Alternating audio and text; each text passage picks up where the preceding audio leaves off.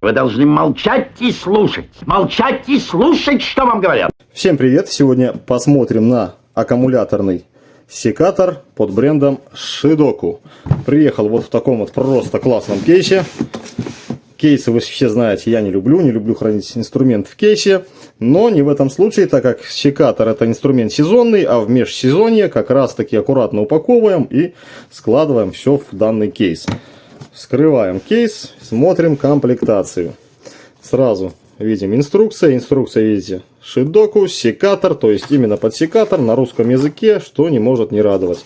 Все в цвете, все как положено. То есть все описано, все расписано, как пользоваться, как ухаживать даже за аккумулятором. Вот. Также имеется вот такая большая инструкция по смене подвижного или неподвижного лезвия. Вот такие инструкции я уважаю. Классные инструкции. Вот кому интересно, смотрите, читайте. Приехала, сам секатор упакован в пупырку, ключики тоже в отдельный пакетик. Я все это дело разложил, дабы было нам красиво смотреть и удобно все это дело брать. В комплекте вот такой вот пузырек с маслом, ключ вот такой вот для смены именно лезвий и шестигранничек для смены лезвий. И вот такой вот брусок, коим, я так понимаю, можно немножко подводить само подвижное лезвие. Ну, никогда этим не занимался, не знаю, пригодится, не пригодится, но приятно, что есть. Итак, зарядное устройство. Вот с таким разъемом. Зарядное устройство 1,3 ампера постоянного напряжения, 21 вольт. Два аккумулятора. Брата-близнеца, да, 20 вольт, 2 ампера, Шидоку, литий-ион. То есть аккумуляторы такие культурные. Имеется индикатор заряда. Ну и пришли а-ля заряжены на 100%. Но вы все знаете, что они заряжены всего лишь в режиме хранения. И перед первым использованием их всегда, конечно, лучше дозарядить до конца. Вот наш красавец секатор. Что касаемо сборки. Ну, шов виден, рукой абсолютно не слышен. Ну, в принципе, как в любом китайском инструменте. То есть на работу не влияет никоим образом, поэтому и внимание особо обращать на это мы не будем. Байонет под а-ля Makita, как мы все любим. И вот так все это дело выглядит. Первым делом я вам покажу мой старый секатор, которому уже более 5 лет. Вот, который по сей день работает отлично. В прошлом году я прикупил батарейку 2 ампер-часа, родная шла 1,5. Вот, все бы хорошо с этим секатором, но многие люди пишут в комментариях, что он сильно медленный. Да, он медленный, как по мне, так мне этой скорости в принципе хватало. Сад у меня там не особо большой, поэтому я могу смело им работать, да и в принципе работал все этих 5 лет. Вот, ну и смотрите, как он работает. То есть еле-еле душа в теле. Сейчас давайте подключаем данный секатор. Итак, последовательность включения. Подключили аккумулятор. Секатор наш, как видно, не работает. Лезвия сомкнуты. Итак, подключили аккумулятор. Кратковременно нажимаем кнопку. Индикатор загорелся зеленым. Даже, видите, мы здесь можем посмотреть количество заряда аккумулятора. 74%. Кстати, по-моему, вот этот датчик адекватный. И количество нажатий на курок. То есть количество срезанных веточек, будем так говорить, счетчик. Ну и теперь для того, чтобы запустить секатор, нужно 3 раза быстро нажать на курок. Раз, два, три. Все, лезвия разомкнулись, и мы с вами можем работать. И сравниваем. Нажимаю одновременно. Ой, тут надо сделать так, и потом... Видите, насколько он медленный. Вот. Также немножко хочу сказать и о минусе, таком небольшом, конечно, но все-таки он есть, и я о нем скажу. Вот в этом секаторе есть предохранительный курок, то есть без этого курка мы данный курок никак не нажмем, пока не нажмем этот. Вот. Вот в этом я бы тоже так сделал. Мало ли какие в жизни получаются ситуации. Где-то с того дерева летишь или с лестницы падаешь. Не дай бог сюда попадет палец, а сюда второй палец. Ну и вы сами понимаете, что будет. Но, как есть, так есть. Я высказал сугубо свое мнение. В принципе, можно работать, конечно же, и без этой защиты, но очень-очень аккуратненько. Согласен. Вот, не показал я, как считает счетчик. И вот каждое нажатие, каждый срез веточки у нас будет отсчитан. И обратите внимание, заявлено 3 сантиметра толщина среза, а у нас здесь его нет. Для этого нажимаем, сигнал, отпускаем. И видите, распахнулись наши клешни в 2 раза практически шире. Для чего это сделано? То есть, поскольку нам надо резать толстые ветки, режем так. Ну, а когда мы переходим на постоянный рез тонких веточек, зачем же нам гонять этот нож, половину лишнюю? Вот для этого мы зажимаем курок, ждем сигнала, отпускаем. Все, лезвие у нас готово к срезу тонких веточек. То есть, вообще шикарно сделано. Просто класс. Как привести теперь, опять же, в сомкнутое состояние в режим хранения. Нажимаем кнопку и держим. Ждем тройного звукового сигнала. Все. Он у нас перешел, так сказать, в режим хранения. После чего, следуя инструкции, нажимаем и удерживаем кнопочку. Прозвучал сигнал, отпускаем. Секатор, вы видите, вырубился. После чего мы его можем сложить в кейс и хранить, как говорится, не то лето, не то зиму. Многим будет интересен вес. Так, давайте вместе с аккумулятором. 1087 грамм. Теперь без аккумулятора. 723 грамма. А теперь аккумулятор 364 грамма. Так, и давайте, наверное, другой аккумулятор все-таки возьмем, взвесим. Так, 364. Здесь 365. Во, наверное, этот аккумулятор заряжен больше. Ладно, я смеюсь. А теперь давайте взвесим мой старый. Вот этот вот секатор. 850 грамм против кило, грубо говоря, 100. Ну и, конечно, давайте без аккумулятора. 705 грамм. 705. А этот 723. Плюс-минус одинаково. Ну, конечно, размерность аккумуляторов, я думаю, понятно. Так, все, народ. Сейчас что делаем? Разбираю. Все полностью по порядку вам показываю. Так, раскрутил я полностью секатор. Ну и начинаем с той процедуры, которая описана в инструкции. Это процедура смены лезвий. Для смены лезвий нужно открыть вот данную крышку. Открываем аккуратно. Вот так вот вытягиваем. Видите, здесь усик и здесь усик. Здесь 2 окошка. Вот такая крышечка. Ну и что мы видим? Мы видим, что смазки здесь заложено много. Смазка синяя. И как бы все отлично. Ну и решил я, конечно же, разобрать лезвие, дабы показать вам, как это все происходит. То есть для смены лезвий берем комплектный шестигранник и откручиваем данный винт. Приоткручиваем. Это будет смена подвижного лезвия. Просто немножко приоткрутили и так оставили. Берем ключ, срываем данную гайку. Опа, гайка зажата такая, с довольно неплохим усилием. И вот смотрите, при откручивании гайки, видите, крутится шестеренка на этом винту. То есть данный винт блокирует шестеренку, а шестеренка в свою очередь блокирует от отворота вот данную гайку. Придумано, я считаю, просто четко. Откручиваем гайку. Гаечка вот такая, видите, с шестерней. И переворачиваем. И снимаем блок вот этот вот.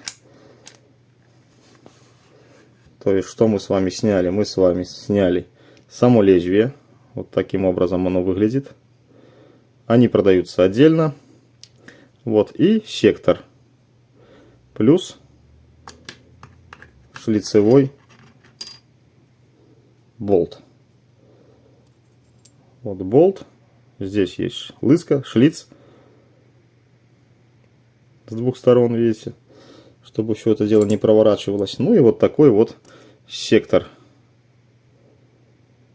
В секторе, обратите внимание, установлен магнитик. Вот он.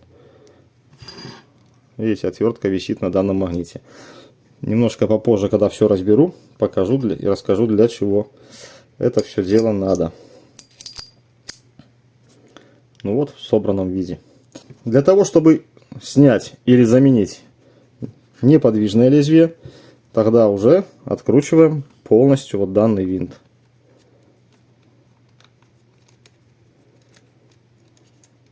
Ну и на данном винту находится сама вот эта, вы видите, шестереночка.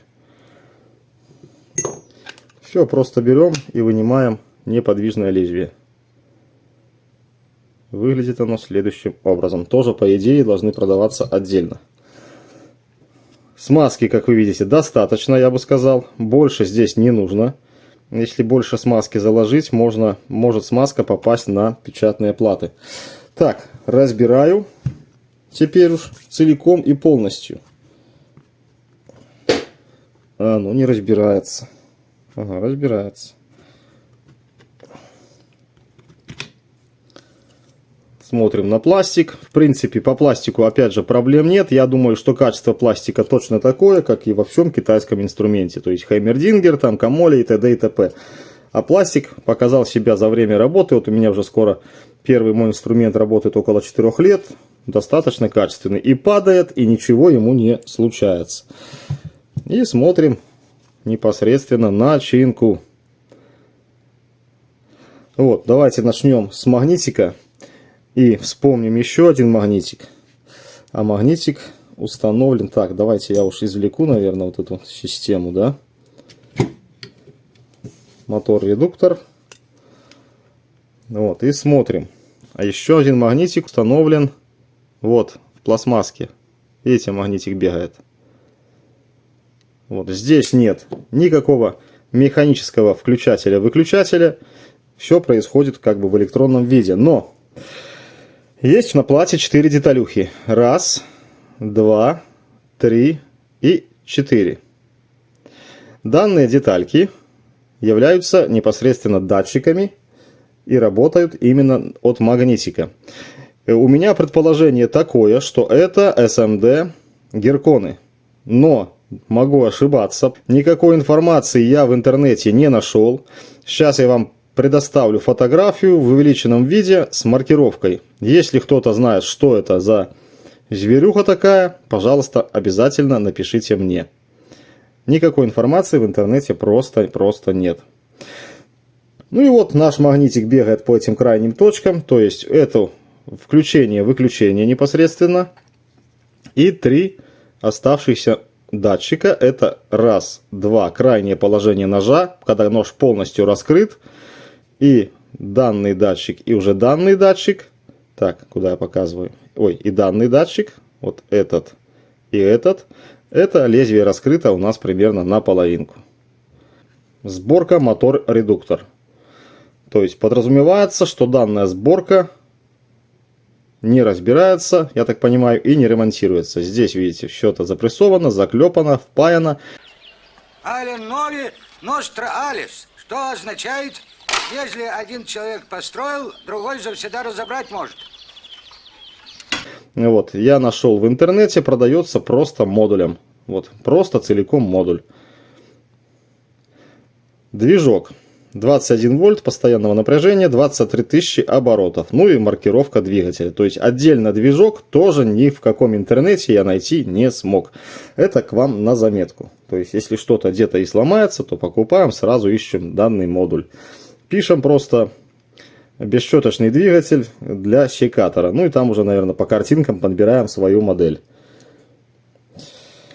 Так, это посмотрели. Здесь же у нас находится плата ЖК индикатора, то есть индикатора заряда батареи и счетчика нажатий, да, или срезов, как бы вот правильно. Ну и здесь, как всегда, по привычке, башмак. Подключение к аккумулятору токосъемный, да, и вот такой вот контроллер. Выходит, видите, 3 фазы на бесщеточный движок. Ну и вот сам контроллер. Пайка изумительная и обворожительная, я бы даже сказал. Никаких вообще огрехов не замечено. Все помыто, отмыто, никаких флюсов. Ну, просто сделано качественно.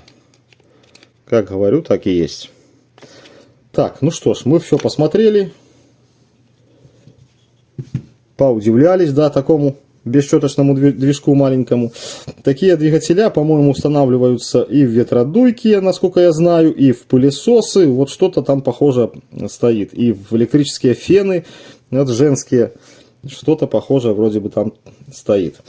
Но это не точно. Так, все, собираю. Уже заканчиваю сборку секатора. Вот. Когда вы меняете нож подвижный, не старайтесь его поставить именно в то положение, в котором он стоял. Ставьте его просто по барабану как. Как поставите после запуска, когда мы включим секатор, вот за счет всех геркончиков просто нож найдет свое положение сам и остановится, где ему нужно. Поэтому по этому поводу не переживайте. Вот черешенька. Короче, приедет пилка, мы завалим этот ствол весь и завалим данный ствол. Ну а пока попробуем на веточках наш, так сказать, секатор. Так, включаем.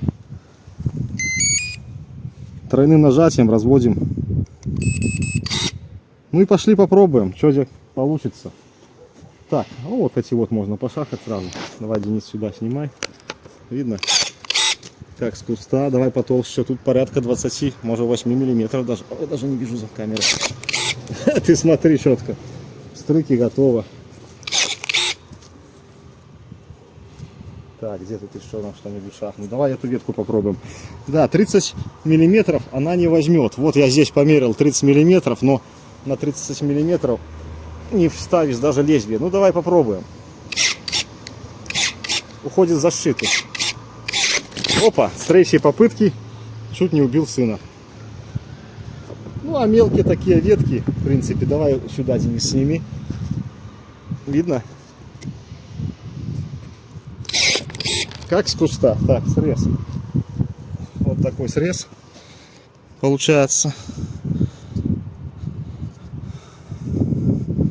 Давай еще пару штук дябнем.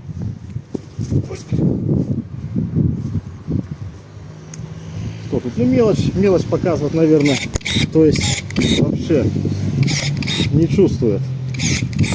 Просто не чувствует. Вот такая толщина тоже. Хороший срез. Ну, примерно 25 миллиметров он берет налегке. Тридцатник сюда просто не влазит, так как я померил, между губками получается 29 миллиметров. Вот. А так все просто. Давайте еще пониже попробуем. Вот со второй попытки срез у нас намного толще. Не закрывай солнце. Вот так. А так веточки.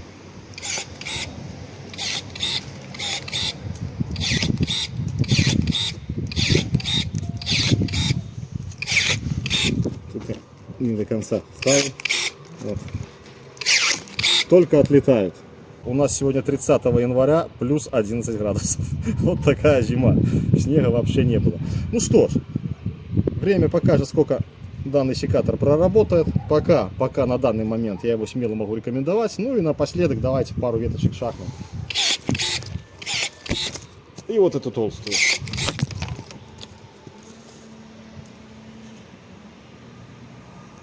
Всех люблю. Подписывайтесь на мой канал.